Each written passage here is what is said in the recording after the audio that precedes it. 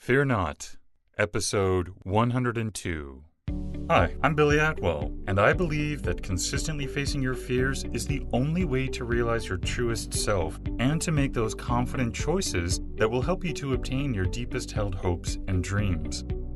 I have faith that this podcast series will show you that you are not alone, that it will strengthen you and give you courage to face your fears, and that it will help you to permanently cross over into a life of living beyond your fears. Join me on this journey as we listen and learn from others as they share their experiences in facing and overcoming their own fears.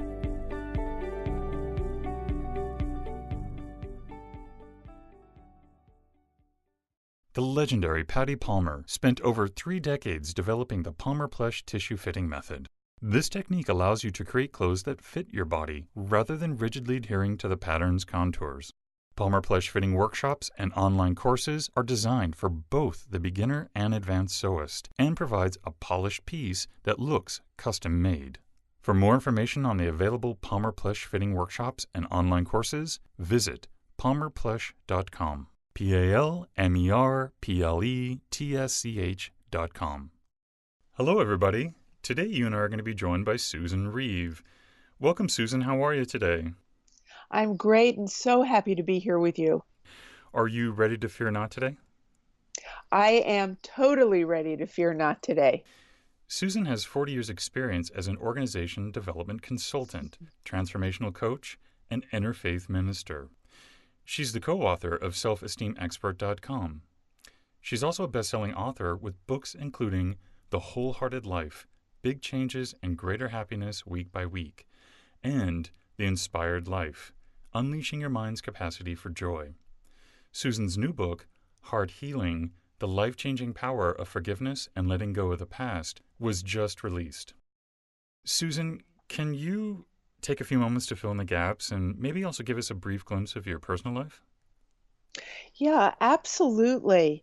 One of the things that has been a big influence on me that I remembered and saw about 15 years ago is that as a teen, I wrote in my journal, what would the world be like if everybody loved themselves? Now, little did I know at that time that in terms of my work in the world, that those were really my marching orders, because both personally as well as professionally, the foundation of my work focuses on uh, our relationship with ourselves, and that being the blueprint for all the relationships in our lives. So whether it's been corporate work I've been doing, writing that I've done, the coaching that I do, there is always a piece of it that focuses on our relationship with ourselves. A bit of my personal story is that I am the stepmother of 4 kids who were uh, 3, 5, 12, and 16 when I met them, and they're now adults in their 30s and 40s. And I've always been a risk taker and an adventurer. And I think one of the things, actually, I know that one of the things that has contributed to that is that in my early 20s, my oldest sister died within 2 weeks of being diagnosed with kidney failure. And my dad, 2 years later, died within 6 weeks of being diagnosed with lung cancer. And what those two experiences in a relatively short period of time taught me is that life is short and I'd better seize the moment. And even though there has often been fear associated with seizing the moment, taking risks and really following my heart's song has been an important part of my life. I currently live in Massachusetts in an area called the Berkshires on this beautiful pond. So I spend a lot of time in nature. And after 18 years of being divorced, I'm in a new relationship and living with really the love of my life. So my personal life has been really about opening my heart to really know that I'm a deserving and worthy of the kind of love in that I desire in my life.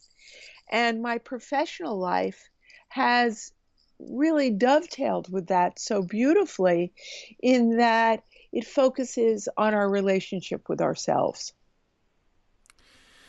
Thank you. Thank you so much for sharing that. I'm sorry, I just kind of, I don't know why I'm starting to cry here. You just sound really amazing, and it's like you've had good things happen to you. So thank you. Well, thank you for the opportunity to say that concisely. Um, Susan, would you also share with us today one of the biggest fears that you've had to face? Yes, and I can relate it to my new book that's out. And it's ultimately about, am I going to be successful? Am I going to follow through with commitments that I make? Or will I be disappointing someone? And so I've had many experiences of this in my life. But since this new book is the most recent, I struggled with writing it. I write self help books, and for each one I've written, I have gone through the journey of the book. And this is a book about forgiveness and letting go. And what I apparently had to forgive myself for is really questioning my worth, questioning if I'm dependable, questioning if I could really have the courage to say what was true for me about forgiveness as it relates to not only our personal lives, but what's going on in the world today. And so, this fear of, am I going to be able to finish this? Is it going to be a good job?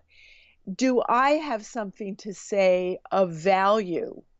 Or is now the truth finally going to come out that I really don't follow through on my word, which I have to say is not true.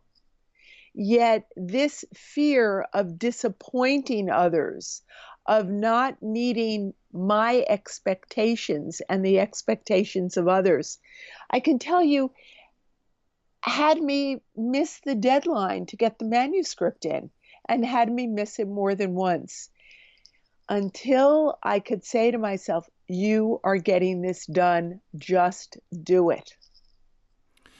Why do you think that that is? I'm listening to you, and it's like it's almost like a mirror. Yeah, always have this need to sort of please others too, and I feel like I'm always letting them down. Why do you think that that is? What do you think that comes from? Well, I think it comes from early on in my life of seeking the approval from others, and not even being aware of that. I mean, I have my trauma in my life was really minimal. I don't have a horrific story of abuse or abandonment. Yet when I was 3 years old, my mom had to go into the hospital for surgery. And in those days, you could easily be in the hospital for 10 days or 2 weeks. And my sisters, who were quite a bit older than me, it was decided they would stay home and go to school. My oldest sister actually worked at that time, and that I would go and stay with my grandparents. And because my father would be at work all day long.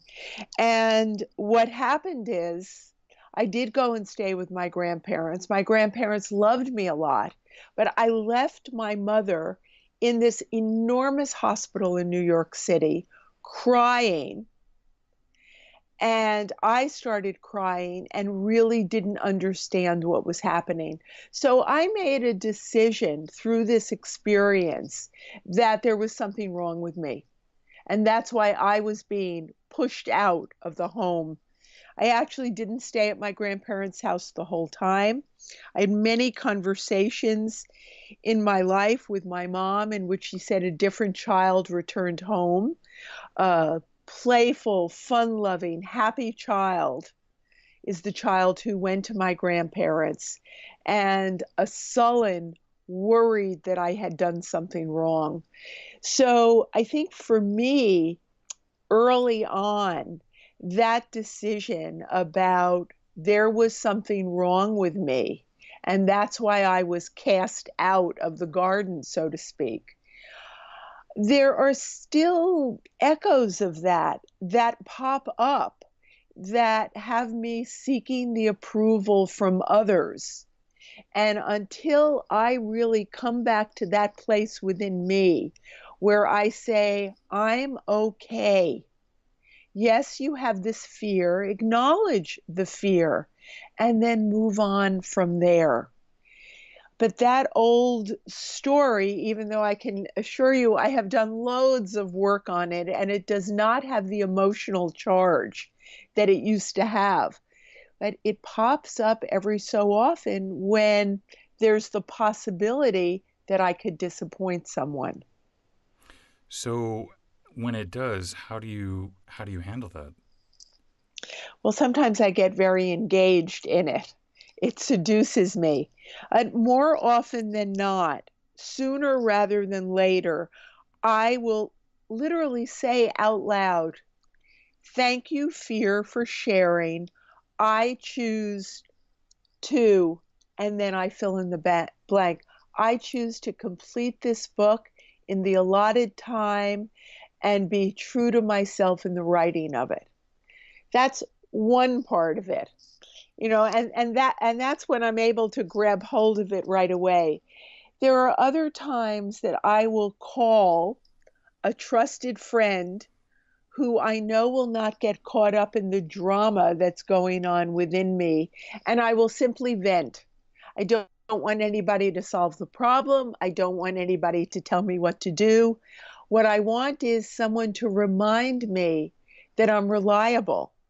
I follow through on my commitments, that I've written other books, and that I will get this one too.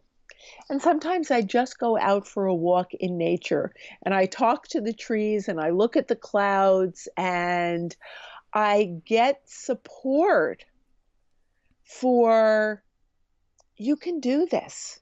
You've done it before. You've faced fear before. You can do it again. Susan, you really have a healthy perspective on how to handle, your fears. You must have come across some great material that has helped to inspire you and educate you and get you to where you are. Would you mind sharing some of that with us today so that we could look into it as well? Oh, I'd love to share it with you. So I'm just going to mention things that pop into my mind. And the first, as you asked the question, Billy, what popped into my mind is the book, The Four Agreements. It's written by Don Miguel Ruiz. And I read The Four Agreements, about 20 years ago. And I looked at Don Miguel's photo on the back of the book and I thought, I have got to meet this person. And I wound up apprenticing with him for 2.5 years. But the four agreements, I'll just mention them briefly, are be impeccable with your word. Words are real things. Words create experience in our realities. Don't take things personally. And I think this is an enormous one. Don't make assumptions and always do your best. So that's one of the books that I absolutely love. I'm doing a plug for one of my books now because I've been picking it up recently and randomly opening it. And it's my previous book, The Wholehearted Life, Big Changes and Greater Happiness, week by week. And something that's so special to me about this book, first of all, is I'm always shocked that I wrote it. I think, whoa, I knew that. This is good information.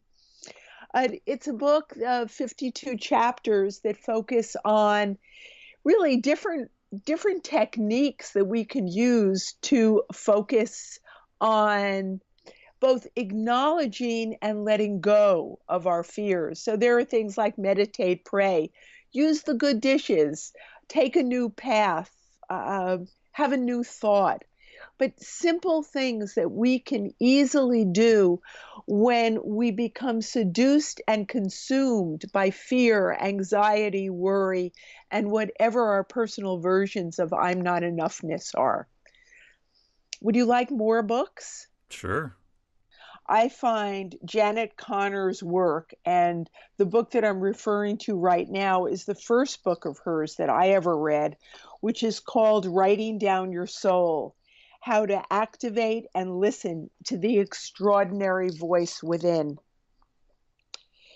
And what's so special about this is not only that Janet tells her own story, but for 1 year, she every morning in the midst of a horrific divorce and much uncertainty in her life, she woke up every morning and she wrote a letter, a Dear God letter.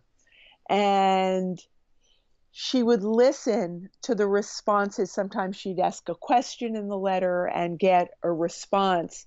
And what this enabled her is to establish a connection with her heart, with her intuition, with her deep inner knowing that we all have access to. And she outlines it in this book, which is really fabulous. And I'm going to mention one other book, and it's a book that we use at my house every night when we sit down for dinner. And it's called The Grateful Table: Blessings, Prayers, and Graces for the Daily Meal by Brenda Knight.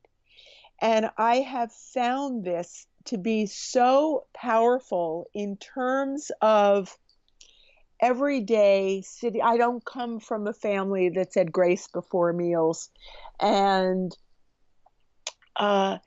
to include in the life with my beau, with my life partner, that we take the time to honor and express our gratitude together. It just creates a bond between us that is extremely powerful and loving and filled with gratitude. Are you ready for the speed round, Susan? I am. What individual, whether they be fiction or real, has made the most impact on your life? I have to say, it's been my mother, who passed away in 2001. As I get older and see how she approached her life in her 70s, her 80s, and 90s in a water aerobics class, uh, I am so inspired and grateful that this woman was my mother. If you could instantly change one thing in the world, what would you change?